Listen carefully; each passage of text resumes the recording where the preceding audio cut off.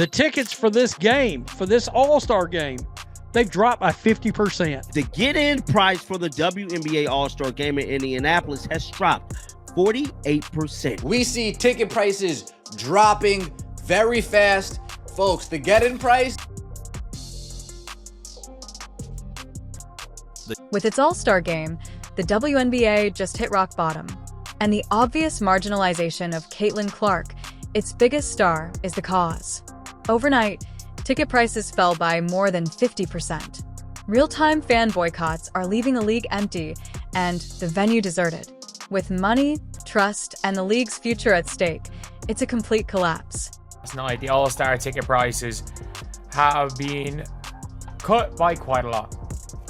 They have been cut by quite a lot, and I think it is a bit of a problem. But obviously, you can see here, people are clearly selling these tickets before Caitlin Clark got injured for $300. And the get-in price falling to just $64. A $200 slap in the face was just delivered to the WNBA. The most outrageous aspect was that its biggest celebrity didn't even perform. After Caitlin Clark is disqualified from the All-Star game, ticket prices suddenly plummet by almost half. It also wasn't a slow decline. This was an unplanned fall. Something that once cost $121 is now being resold for $64 or less. They were disappearing on certain systems more quickly than users could reload the page. This is a hell of a theory because I believe Kathy has a systematic placement for Caitlin Clark to get hurt. She said it last year, they need the drama for click. Furthermore, this wasn't merely an injuries after effect. This served as a reminder of how much the league depends on Clark. One rookie, one player. And the entire All-Star weekend was made public after she was disqualified. The collapse was seen on all platforms. This wasn't an anomaly. This was the WNBA's economy collapsing in real time. WNBA All-Star game tickets and kind of boycott this year All-Star game. That is because of the refereeing in regards to Caitlin Clark being targeted and pretty much not having a special whistle. The wash basin is Titanic style. And to be honest, it's not that far away. There was more to this than vacant seats and ticket stubs. This served as a sobering reminder. Caitlin Clark is more than just a celebrity. She's the foundation right now. The entire structure falters when she is not on the court. Caitlin Clark getting hurt. Caitlin Clark lose her fan base and lose all the hype. Guess what? The league will sink. And I'm telling you right now, just like these damn ticket prices just did, sinking like that damn Titanic. Let's now discuss the numbers. A 50% decrease in ticket prices. In professional sports, that is unprecedented. In the meantime, Texas was selling WNBA All-Star tickets for less than a high school competition. No exaggeration. The cost of some AA games is higher. Caitlin Clark gets hurt, and guess what? Your demand vanishes because people ain't going to pay up to see these athletes that are ungrateful that their sport's growing. However, it's evident that people were selling these tickets prior to Caitlin Clark getting hurt for $300. Furthermore, this is about demand rather than hate. Caitlin increases sales of merchandise, clicks, attention, and most importantly, butts in seats. Her absence had an impact on more than just the All-Star game. The idea that the league could maintain momentum without her was destroyed. Even some players tried to hide it, but you could sense it in the excitement and the attendance. People also noticed, as did pundits. Everything seemed hollow without Caitlin. And let's face it, a professional league shouldn't function like way. It's an issue when one absent player may cost half the price of your biggest weekend's tickets. An enormous one. It is not just regrettable, but also unsustainable. They want to grow, but they want to grow a certain way. Because I believe there is a system set in place by Kathy to allow Caitlin Clark to get attacked. The league is currently in an odd position. It is mainly depending on someone it doesn't always appear to want to keep safe.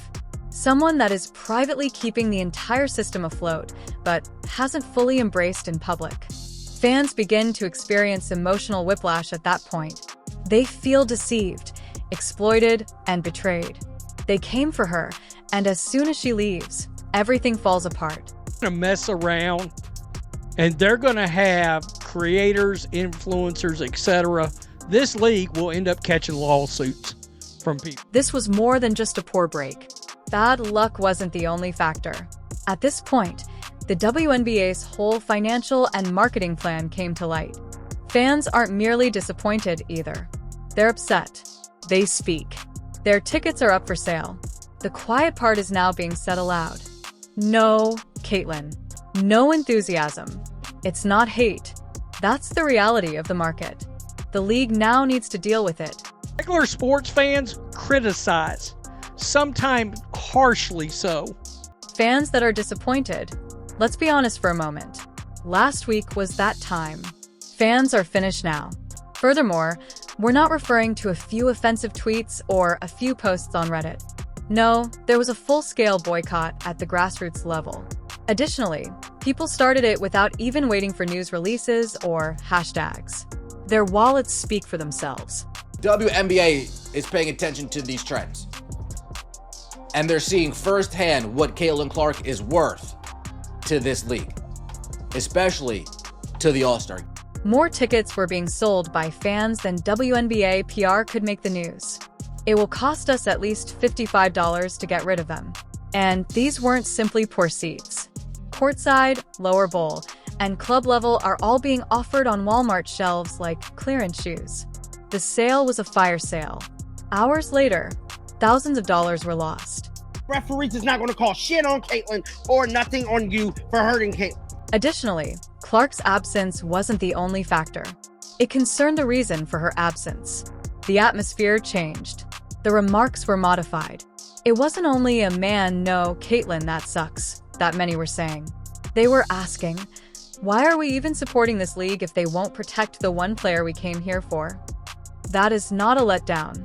Divorce energy is that. This leads directly to the referee scandal, the next storm. And while I acknowledge that terrible calls happen in every league, what has been going on with Caitlin Clark?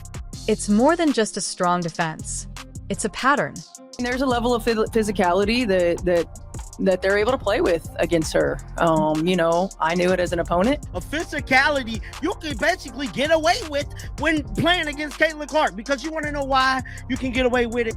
The coach of the Fever, Stephanie White, told you straight up, Caitlin has to deal with a new degree of physicality. That's coach speak, because the officials are overlooking the fact that they are beating her every night. Furthermore, it is not noise when journalists, experts, and even former players are muttering about it. A smoke signal is that. Kathy don't give a damn about no referees. Kathy don't give a damn about no Caitlin Clark. This says it all. This says it all. It goes beyond poor officiating. It's a system, a purposeful one. Supporters think Clark isn't intentionally receiving a star whistle, that she is being roughed up by the league in order to gain hits for viral drama. A blindside strike there, a small shove here. Don't make it neat. Continue the trend. However, even though it might garner some YouTube highlights, it will harm you in the long run. The media collapse arrives just when you thought things couldn't get any messier. The participants in this. Players in this league, I mean, they're heading into a new CBA to try to get a new CBA, but nobody has told their players, hey, why don't you quit attacking the fan? The WNBA star Alyssa Thomas then takes the stage and declares, fans shout horrible things. Players must be protected. We can all agree that no one deserves to be abused. However, do you know what the supporters heard? Stop criticizing us. They heard.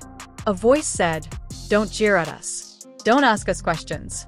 Don't count on us to perform well under duress. It's the difference between you and a guy on some garbage truck somewhere, or some lady that's an accountant in some office. And that didn't sit well with people because, as one fan put it on Twitter, you're in the spotlight. It's known as sports. You are not limited to choose applause. This isn't a team-building retreat. This is professional sports. Why don't you quit bad-mouthing the fans? Why don't you quit labeling the fans yada, yada, yada? WNBA players don't want accountability, according to experts. They desire praise devoid of criticism. To be honest, people would laugh them off the court if the NBA made the same statement. Every week, LeBron gets mocked. Every time Steph blinks, he's referred to as soft. And you know what? It's part of the agreement. This is what the damn commissioner is doing. This is what Kathy is doing right now. It becomes considerably more difficult at this point. Many of these new fans are Caitlin Clark supporters. They're the ones who purchase merchandise, watch games, and share clips, and all of a sudden they feel attacked, as if they're not welcome in the community they helped build. One thing Sabrina will do when it comes to a challenge format, that's rise to the occasion. She won the 2023 WNBA three-point contest. Then later that same season, 2023-2024 NBA season. And guess who got totally overshadowed while all of this chaos raged through the timeline? Sabrina Ionescu. Look, during All-Star Weekend, Sabrina was amazing. The difficulty of skills. She was slick. Three-point competition. Continued to splash. As if it were a Nike commercial, she was out there making it rain. However, did anyone actually discuss it? Not at all. Because Caitlin Clark, the person who wasn't present, was the center of attention. NBA three-point contest, Caitlin Clark, Sabrina Ionescu head-to-head, the Splash Sisters going head-to-head, and unfortunately, Caitlin Clark missed it, but Sabrina, folks, that final round, Sabrina put on a show. However, Caitlin versus Sabrina is the most painfully squandered opportunity of them. The major event, the Splash Sisters, the shooting matchup that we all desired, the WNBA's equivalent of Steph versus Dame, was meant to take place, but it was postponed or, worse, possibly lost forever. For what purpose? A strange atmosphere, a cold shoulder, and a league that didn't appear prepared for its time. It might have been this, a pivotal moment that fans would remember for years. Rather, we had confusion, conflict, and a massive realization of what might have been. And it's one of the worst things about this league. It kills the credibility of this league. It hurts the credibility of this league to be taken seriously. It hurts it real bad because regular sports fans are like, that is some crazy crap. The WNBA had the opportunity to capitalize on the wave, attract millions of new fans, sell out arenas, and make this All-Star Weekend a legend, but they failed miserably. That is the tragedy, not only for the league, but also for the players, fans, and sport.